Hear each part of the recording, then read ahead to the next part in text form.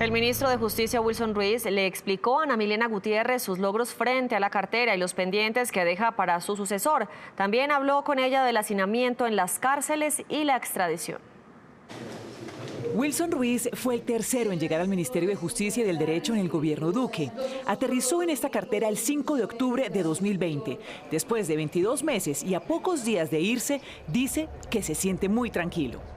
Estos casi 2 años han sido muy duros, pero contento porque hemos hecho mucho por el país. En la agenda legislativa, muchos proyectos recibieron el tate quieto de la Corte Constitucional.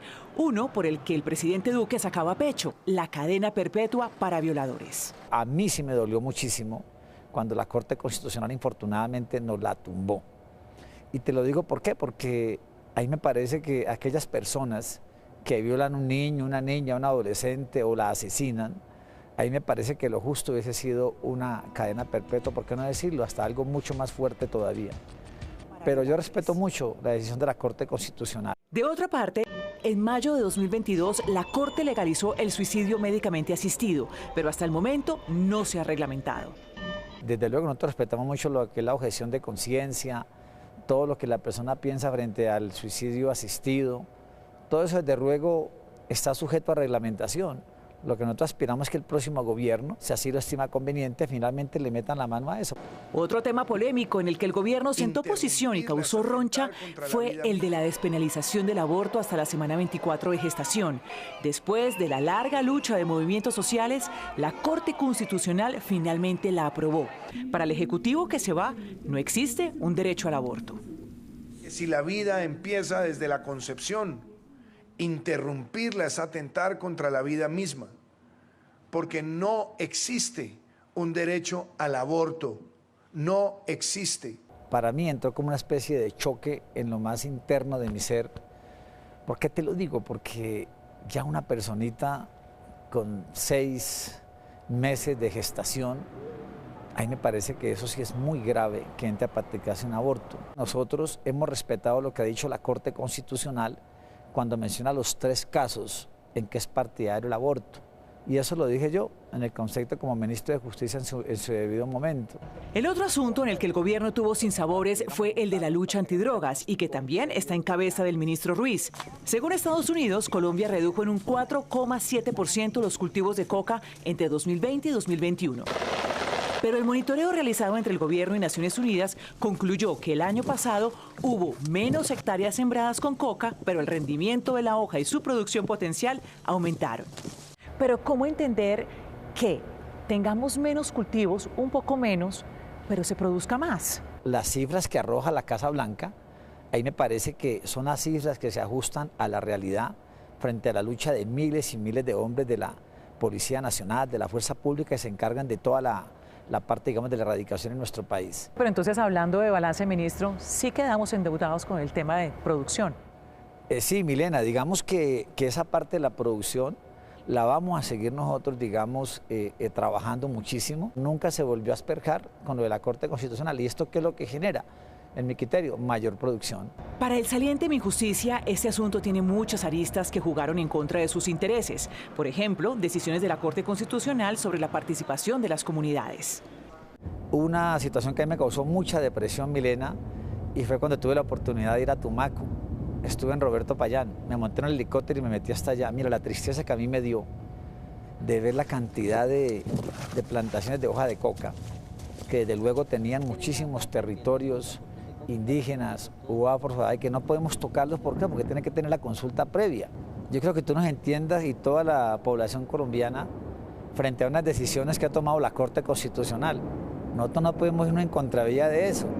Y si en el tema de la lucha antidrogas el ministro saliente de Justicia tiene un balance agridulce, en el manejo de las cárceles, que es responsabilidad de él, la deuda es enorme. Y aunque el panorama es sombrío, Wilson Ruiz dice tener respuestas, explicaciones y argumentos para aclarar que la responsabilidad del desastre no es solo del gobierno, del que asegura sí hizo para mejorar la situación de los centros carcelarios.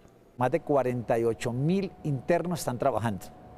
Más de 30.000 los tenemos estudiando, Milena. ¿Qué es de repente esto para mí? Que hay que agradecérselo al sector privado. Según el ministro, el hacinamiento en las cárceles del país era del 54,5% antes de la pandemia. Hoy está entre el 17% y 29%. Llegamos a un hacinamiento que hacía más de 40 años que no se presentaba. Lo bajamos del 54.5 al 16.7%. Y ahora sí yo le dije al general Botero en ese momento, general, ahora sí vamos a empezar a sacar lo de las URIs y estaciones de policía, que es donde está el problema. Capitales ha dicho que ellos no encontraron en el ministerio el apoyo para hacer las reformas legales necesarias. ¿Eso es así? Si es así, ¿qué pasó? Tampoco nosotros podemos hacerles caso 100% a lo que quiera Capitales y quitarse una obligación legal que ellos tienen y dejárnosla completamente a nosotros como gobierno nacional. Hace cuentas sobre los cupos que se han creado desde 1993 a 2022. Dice que en 29 años los entes territoriales han creado 2.800 cupos. Es una cifra paupérrima, una cifra mínima para lo que tienen que hacer. Que le aprendan al alcalde Pumarejo de Barranquilla, ahí nos acaba de crear centros de reclusión transitorio como lo ordena la ley.